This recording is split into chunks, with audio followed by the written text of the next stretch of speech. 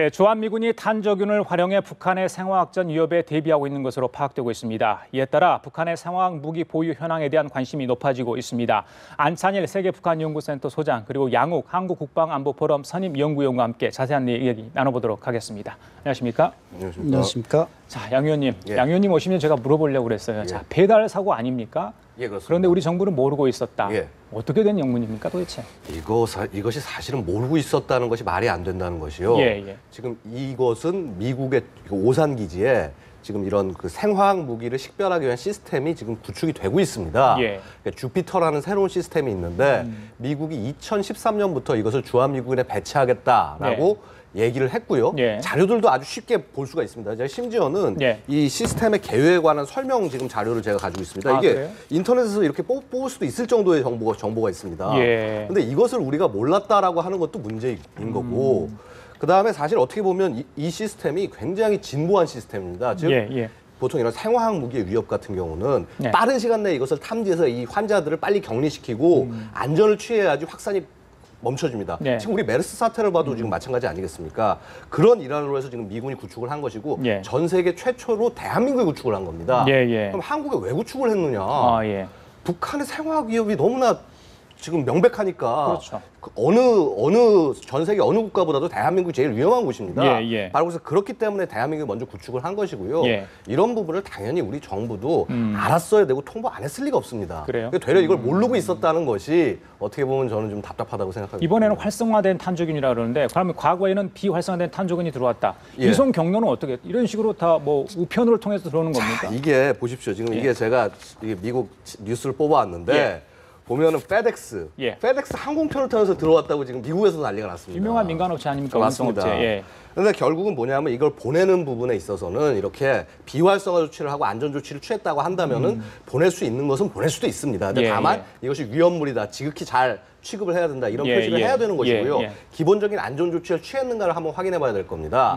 그런 상태에서 배송이 가능한데 사실 주한 미군 기지 자체는 미국 영토입니다. 심지어는 우편을 주문해도 국제 우편료가 붙는 것이 아니라 미국 국내 우편료로 이제 이런 우편이 왔다 갔다 합니다. 결국은 그래서 그런 부분들을 우리가 양해를 해서 소파에 그런 부분을 넣은 거고요. 그래서 미군으로 오는 우편은 미군이 알아서 해라. 근데 다만 위험한 물건이 들어올 때는 그거는 우리 정부에다가 통보를 해라. 이런 식으로 돼 있었습니다. 근데 만약에 그 부분, 통보를 하지 않은 부분이 혹시 미군 쪽에 있다고 하면 그건 또 미군 잘못입니다.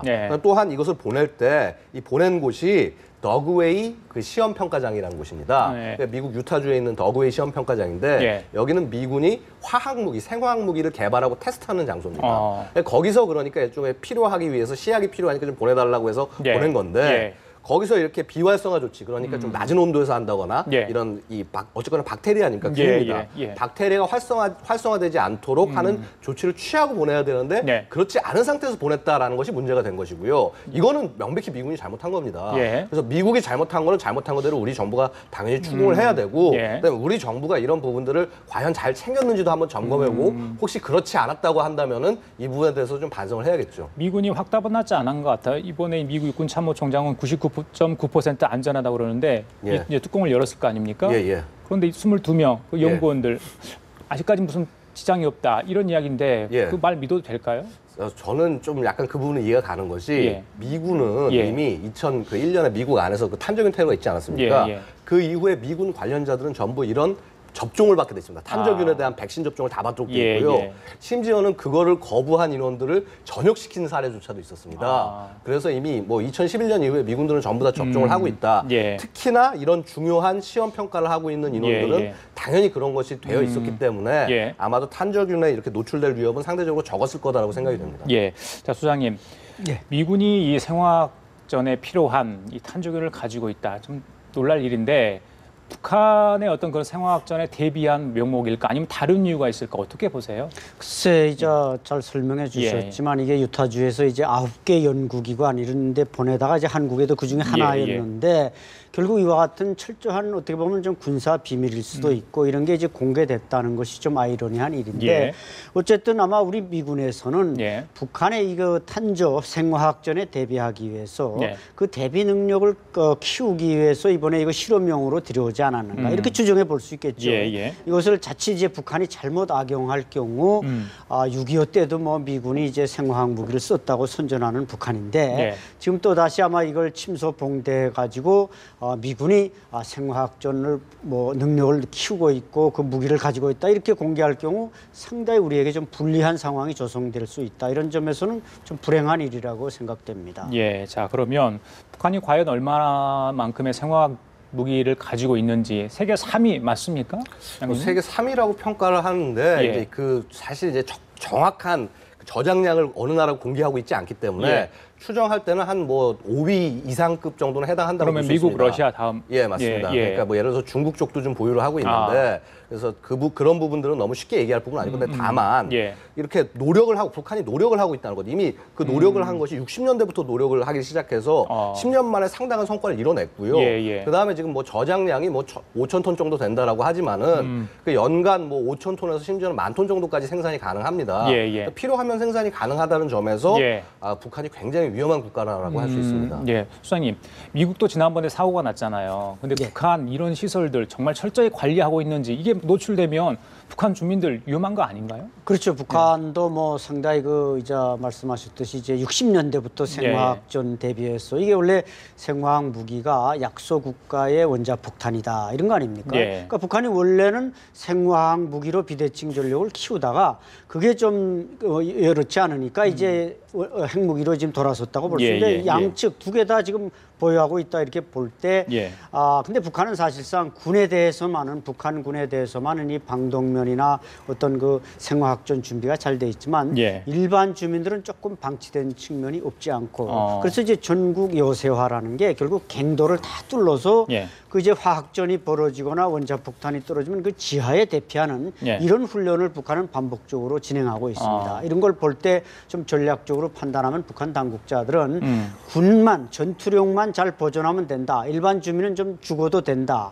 이런 식으로 지금 전략을 유지하고 있지 않나 제 경험상 예. 그렇게 판단이 되고 이게 탄저균이라는 게 말이죠. 시체가 땅 속에서 몇 년간 썩어도 이 탄저균은 살아남는 예, 이게 아주 맞습니다. 위험한 예, 균입니다. 예, 그래서 예. 지금 북한 군은 지금 탄저균 외에도 뭐 천연두라든지 패스트라든지 뭐 콜레라든지 많은 이 세균 무기들을 북한은 지금 만들고 있고 예, 예. 실제로 그것을 실험하는데 뭐 정치범들을 갖다 실험한다. 생체 실험을 그렇죠. 한다는- 생체 이건 반드시 그 일본이 이제 식민지 저 침략 때 이제 그 실험에 부대 있었죠. 예. 했듯이 예. 반드시 그건 생체 실험을 해야만 안 됩니다. 대형 실험은 안 되고 생체 실험을 해야 되는데 정치범 수용소에서 탈출한 증언자들에 따르면 일부 정치범들을 데려다가 예. 생체 실험한다. 왜냐하면 그 사람들은 어차피 정치범은 사람으로 보지 않고 있기 때문에 예. 그럴 가능성이 대단히 높고 이런 것들은 어떻게 보면 좀 공공연한 비밀로 되고 있습니다. 예, 장 의원님 맞습니까? 생체 실험 굉장히 인권 유린 아닌가요? 예. 근데 사실은 보면은 이 탄저균이라는 것 예. 자체가 사실은 원래 가축에서 돌던 병입니다. 그래서 이제 지금 이게 만약에 사람에 올 경우는 탄저균이 한 세 가지 정도 증상이 나오는데 피부 탄저, 그러니까 이 피부에 이제 이렇게 탄저균이 오는 경우가 있습니다. 예, 예. 여기는 피부가 검게 썩으면서 타들어갑니다. 근데 이 부분은 근데 쉽게 눈으로 보이기 때문에 예. 치료를 하면 대부분 낫고요. 예. 한 치사율은 한 20%밖에 안 됩니다. 근데 문제는 이제 장기 쪽에 들어갈 때가 문제가 되는 것입니다. 예. 내장 탄저 같은 경우는 이제 이 어떤 이 소화기에 탄저가 들어갔을 경우는 치사율이 한 60% 이상 정도 되고요. 예. 그다음에 호흡기로 들어갈 경우는 한 90% 이상이 됩니다. 예. 왜냐하면 호흡기 증상은 잘 알 수가 없기 때문에 그런 것이죠. 그래서 보면 실제로도 1930년대 731 부대에서 탄저균을 갖고 사람에도 대고 시험을 했습니다. 그리고 2차 세계대전 때는 이제 영국군 같은 경우는 일단 섬 하나에 예, 예. 양을 대상으로 양을 대상으로 거의 실험을 했는데 이 탄저균 자체가 원래 땅 속에 이렇게 잠복하는 균입니다. 예, 예. 그러니까 뭐 심지어는 100년까지 간다는 얘기도 있는데 그렇게 42년도에 실험을 해놓고 난 다음에 예. 그 섬에 1990년대 때까지 안 들어갔습니다. 예. 그럴 정도로 위험한 것이 이런 탄저균이라는 것이죠. 예. 근데 문제는 이게 감염되기 위해서는 쉽게 감염이 되지는 않습니다. 그래요? 포자가 한 10,000개에서 20,000개 정도 포자가 들어가야 되는데 즉 굉장히 좀 좁은 지역에 집중적으로 이게 내려와서 감염이 예, 됐을 예. 때 예. 그때 이제 결국 그 효율이 보인다고 할 수 있습니다. 알겠습니다. 자, 예전에요. 그 북한에서 보냈다는 무인기 있잖아요. 예. 그 무인기 굉장히 위험한 것으로 알고 있는데 만약에 예. 그런 탄저균, 생물학 무기를 무인기에 실어 보내면 정말 위험할 것 같아요. 어떻습니까? 예. 충분히 그런 공격도 가능합니다. 예, 예. 그런데 다만 그것이 의미 있는 공격이 되기 위해서는 예, 예. 이 균의 양이 좀 많아야 됩니다. 아. 그래서 예를 들어서 탄저균을 한 10에서 20kg 정도 이상을 이제 잘 실어서 보내야 되고요. 예, 예. 그다음에 특히 이런 이제 생화학 무기의 경우에는 기상 조건이 굉장히 중요합니다. 예. 그러니까 예를 들어서 뭐 비가 오는 날이라든가 이제 맑지 않은 날에는 굉장히 활용하기 어렵고 예, 예. 그다음에 또 바람이 너무 세게 불어버릴 경우에는 또 그것도 생각처럼 이렇게 집중 효과가 잘 안 되기 때문에 그렇죠. 그러니까 좀 어떤 그런 문제가 좀 될 수가 있습니다. 그래서 결국 한 10kg 정도의 그런 어떤 물건을 들어와서 그래서 예, 하면은 예. 뭐 수만에서 수십만 명 정도가 예. 사망할 수 있다라고 얘기를 하고 있는데요. 예, 예. 근데 하지만은 제약 조건이 많고 그다음에 한 그 정도의 분량을 보내기 위해서는 무인기가 커져야 됩니다. 예, 예. 그래서 그렇게 되면 탐지할 가능성이 상대적으로 좀 높아진다고 할 수 있겠죠. 예, 수장님, 저희들이 간혹 이 생화학 그 테러전에 대비해서 훈련을 하는 경우도 있거든요. 북한에서도 그런 훈련을 합니까? 뭐 어떻게 예를 들자면 남한이 공격해 올지도 모른다. 예를 들자면 이런 것들. 아, 그렇죠. 예, 예. 북한에서 많이 훈련하죠. 아, 그래요? 이 어. 핵무기와 화학무기에 대한 훈련을 엄청 많이 합니다. 아, 그래요? 우리보다 오히려 더 한다고 볼 수 예. 있죠. 왜냐하면 근데 그 사람들이 말하는 것은 실제로 뭐 우리 미군이나 국군에 화학무기가 있다 이렇게 이제 가정은 하겠지만 실제 와보면 우리는 이렇게 화학무기를 많이 사용할 예정은 없거든요. 보다 더 진보된 기술적인 장비들이 많은데 굳이 예. 뭐 화학무기나 이런 그 유엔에 위반되는 무기를 아마 사용하지 않을 겁니다. 그러니까 예, 이것은 예. 어떻게 보면 자신들의 전력을 대비하고 그걸 사용하는데 자신들이 피해를 좁게 보기 위한 게 아닌가. 예. 예를 들어서 샤린 가스 한 2톤을 떨구면은 적의 2개 사단을 전멸시킬 수가 있습니다. 그리고 이 탄저균은 30kg, 30kg을 30km 반경에 떨어뜨리면은 약 예. 300만 명을 예. 다 사망시킬 수가 있습니다. 어. 그렇기 때문에 지금 북한이 이제 무인기도 말씀했지만 무인기는 사실상 규모에 따라서 이렇게 많이 실을 수는 없지만 예. 여러 대가 내려올 경우 많이 예. 침투시킬 수 있고 지금 북한군의 그 미그 15기 6.25 때 쓰던 그 완전히 그 재래식 무기를 가지고 여성 조종사들이 그걸 작동시키고 있는데 이것이 예. 일종의 이제 총폭탄 정신에 의한 자살 폭탄입니다. 예, 예. 여기다 무슨 핵폭탄이나 무슨 화학 무기를 실을 경우 그냥 내려와서 우리 남쪽 땅에 내려와서 그냥 내려 꽂히라 이런 예. 식으로 훈련을 받고 있기 예, 때문에 예. 이런 것들이 이제 북한이 비대칭 전력에서 상당히 위협적이라는 예, 것입니다. 양위님 실제 이게 테러나 어떤 일시적인 어떤 국지적인 전투 현장에서 실제 이 생화학 무기들이 사용되고 있는지 그것도 궁금한데 예. 화약고 중동 지역 IS 애들이 이 생화학 무기를 가지고 있다 이런 설도 있었잖아요. 예, 그렇습니다. 그러니까 지금 일단 최근의 사용 사례는 예. 그 시리아 이제 내전 상황에서 예. 그래서 이제 반군 지역에 이 화학탄이 떨어져서 예, 예. 굉장히 여러 인원들이 사망하는 그런 사건이 있었습니다.